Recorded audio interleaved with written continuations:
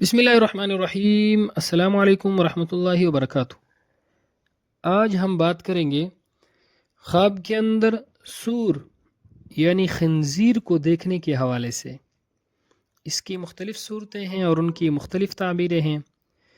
مثلا خواب کے اندر سور دیکھنا، سور کو ہلاک کرنا، سور کے ساتھ گھومنا، سور کو حملہ کرتے ہوئے دیکھنا، سور کا شکار کرنا، سور کا گوشت کھانا وغیرہ۔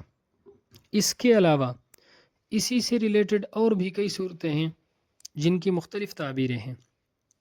اگر آپ ان تمام صورتوں کی تعبیروں کو جاننا چاہتے ہیں تو اس ویڈیو کو آخر تک ضرور دیکھیں۔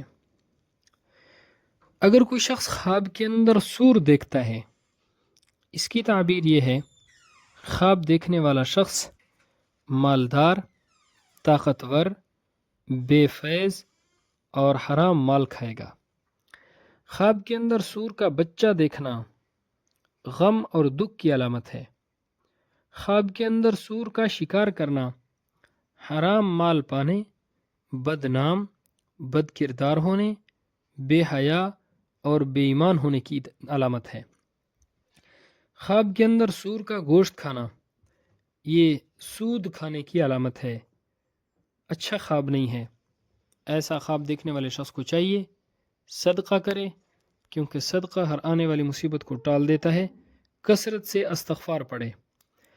خواب کے اندر سود کو حملہ آور دیکھنا کسی حاکم یا بدخصلت امیر سے واسطہ پڑھنے کی علامت ہے۔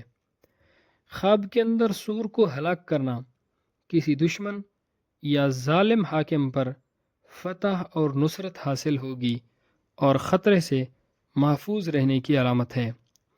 خواب کے اندر سور کے ساتھ اپنے آپ کو گھومتے ہوئے دیکھنا حرام مال جمع کرنے اور اس سے خوش ہونے کی علامت ہے۔